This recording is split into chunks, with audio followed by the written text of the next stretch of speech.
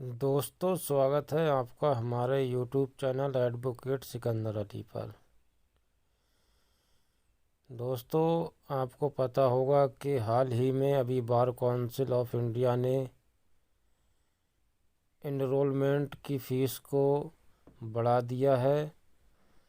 जो फ़ीस 750 रुपये थी उसे बढ़ाकर 25,000 रुपये करने की मांग की गई है।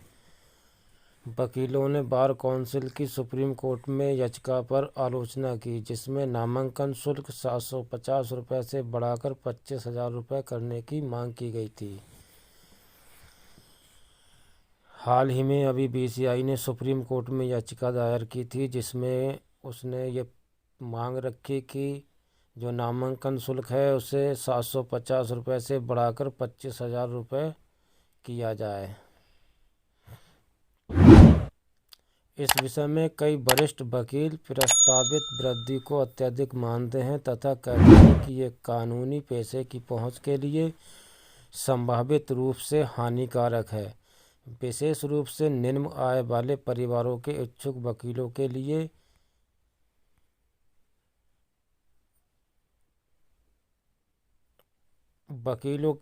नामांकन शुल्क 750 रुपये से बढ़ाकर 25,000 रुपये करने की मांग को लेकर बार काउंसिल ऑफ इंडिया द्वारा सर्वोच्च न्यायालय का दरवाज़ा खटखटाने की कानूनी बिरादरी ने कड़ी आलोचना की है। कई लोगों का तर्क है कि शुल्क में इतनी अधिक वृद्धि महत्वाकांक्षी वकीलों, विशेषकर निम्न आय वाले परिवारों के लिए समस्या पैदा कर सकता है। उन्हें डर है कि बहुत ज़्यादा फीस कानूनी पेशे में प्रवेश के लिए वित्तीय बाधा पैदा कर सकती है। इसके अलावा इस बात की भी चिंता है कि इस वृद्धि को संविधान के अनुच्छेद 14 और अनुच्छेद 19 फर्स्ट जी के तहत समानता के अधिकार और पेशे का अभ्यास करने के अधिकार का उल्लंघन माना जा सकता है। बीसीआई एक वैधानिक निकाय है जिसकी स्थापना अधिवक्ता अधिनियम 1961 के तहत भारत में कानूनी अभ्यास और शिक्षा को नियंत्रित करने के लिए की गई थी। ये पेशेवर आचरण मानदंड स्थापित करता है, वकीलों पर अनुशासनात्मक अधिकार रखता है और कानूनी शिक्षा के लिए मानदंड स्थापित करता है। बीसीआई ने सर्वोच्च न्यायालय में अपनी याचिका में फीस वृद्धि की अनुमति देने के लिए 1961 के अधिनियम में बदलाव की मांग की है। इसने कहा कि 750 रुपये की मौजूदा फीस संरचना इसकी सभी गतिविधियों को चलाने के लिए पर्याप्त नहीं है, जिसमें बुनियादी ढांचे का रखरखाव, कानूनी सहायता और कानूनी पेशे का विनियमन जैसी महत्वपूर्ण गतिविधियां शामिल हैं। गौरतलब है कि जुलाई 2024 में सुप्रीम कोर्ट ने फैसला सुनाया था कि बीसीआई 1961 के कानून में निर्धारित शुल्क से अधिक शुल्क नहीं ले सकता। हालांकि मौजूदा याचिका में नियामक संस्था चाहती है कि कोर्ट सरकार को शुल्क संशोधित करने के लिए कानून में संशोधन करने का निर्देश दे। शीर्ष न्यायालय ने अभी तक बीसीआई की याचिका पर सुनवाई नहीं की है, लेकिन नियामक का ये कदम कानूनी पेशे में बड़ी चिंताओं जैसे कि पहुंच, समानता और परिषद की जवाबदेही के लिए एक फ्लैश पॉइंट बन गया है, जबकि यह दावा करता है कि वृद्धि आवश्यक है। कानूनी समुदाय ने एक मांग की है पेशे के भविष्य को तय करने में अधिक न्याय और पारदर्शिता। अवास्तविक मांग। जाने माने अधिवक्ता प्रशांत भूषण बीसीआई के इस कदम को अनुचित मानते हैं। उन्होंने कहा, युवा वकीलों को नामांकन के लिए बहुत ज़्यादा पैसे नहीं देने चाहिए। बीसीआई को इतना ज़्यादा शुल्क क्यों लेना चाहिए? इसका कोई कारण नहीं है, सिवाय इसके कि वे अपने भ्रष्टाचार के लिए पैसे दे रहे हैं। भूषण की चिंताओं को दोहराते हुए एक अन्य वरिष्ठ वकील रंजी थॉमस ने उच्च शुल्क लगाने के खिलाफ चेतावनी दी।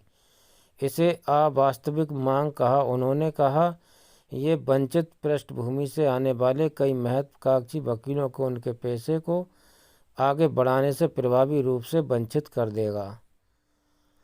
संजय घोष ने पहुंच और समानता के बारे में व्यापक चिंताओं की ओर इशारा करते हुए कहा कि अत्यधिक नामांकन शुल्क कानूनी पेशे को और अधिक कुलीन तंत्र और कम योग्यतावादी बना देगा। वरिष्ठ अधिवक्ता ने कहा कि इससे आम कानून स्नातकों को परिवार और दोस्तों से वित्तीय मदद लेने के लिए मजबूर होना पड़ेगा। बीसीआई युवा वकीलों के लिए न्यूनतम वेतन सुनिश्चित करने में असमर्थ है।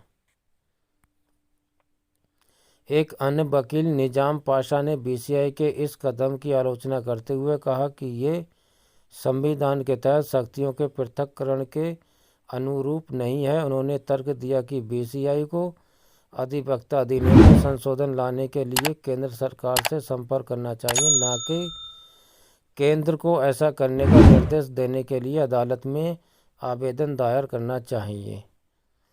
न्यायालय विधायी नीति के मामलों पर कार्यपालिका या सांसद को आदेश जारी नहीं कर सकती।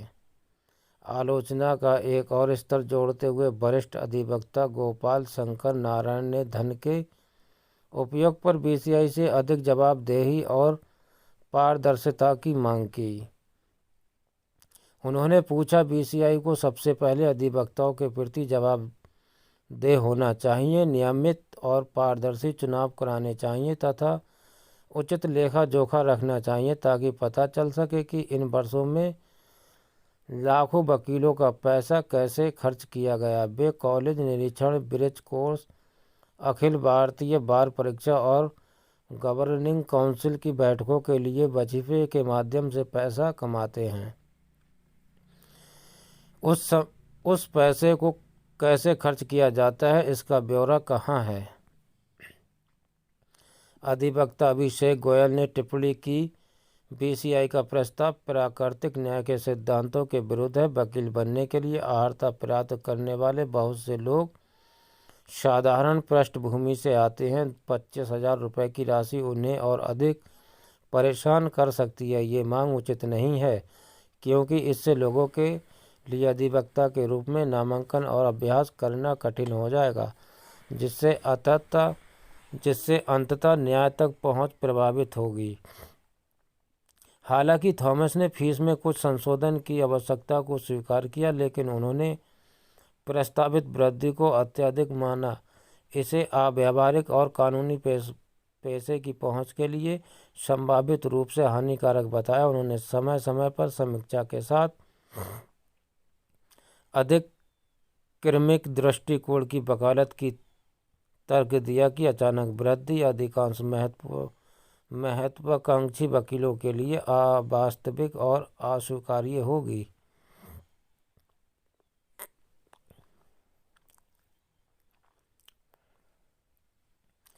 अभिक चिमनी ने फीस संशोधन के लिए अधिक संतुलित दृष्टिकोण अपनाने का आह्वान किया। उन्होंने कहा, अभी जो बढ़ोतरी की गई है वह अचानक और अत्यधिक, जिससे बहुत से छात्र दाखिला नहीं ले पाएंगे। सबसे महत्वपूर्ण बात यह है कि इस मुद्दे को सुलझाया जाना चाहिए। बीसीआई ने कानून के छात्रों और वकीलों के लिए लगभग कुछ भी नहीं किया है। इसमें गंभीर सुधार की आवश्यकता है। कमलेश कुमार मिश्रा ने कड़े शब्दों में आलोचना करते हुए कहा कि नामांकन निःशुल्क होना चाहिए। उन्होंने बीसीआई के नेतृत्व पर कटाक्ष करते हुए कहा, बार में प्रवेश करने वाले युवा सदस्यों से नामांकन के लिए अत्यधिक राशि वसूलना बिल्कुल भी उचित नहीं है। बीसीआई के अध्यक्ष, जो मोदी सरकार के चाहते हैं और आधिकारिक कार्यक्रमों में उनके मुखपत्र के रूप में इसकी प्रशंसा करते हैं, उन्हें सर्वोच्च न्यायालय का दरवाजा खटखटाने के बजाय केंद्र सरकार से विधायी परिवर्तनों के लिए कहना चाहिए। इस वीडियो में दोस्तों इतना ही, और आने वाले समय में नामांकन को लेकर जो भी अपडेट आएगी हम आपको अपने YouTube चैनल पर उसकी जानकारी प्राप्त कराएंगे। और अभी तक आपने हमारा YouTube चैनल सब्सक्राइब नहीं किया है तो आप हमारे YouTube चैनल को सब्सक्राइब कर सकते हैं और साथ में बेल आइकन वाला बटन भी दबा दीजिए ताकि आने वाले समय पर हमारे वीडियो का नोटिफिकेशन आपको मिलता रहे। तो इस वीडियो में इतना ही दोस्तों। जय हिंद, जय भारत।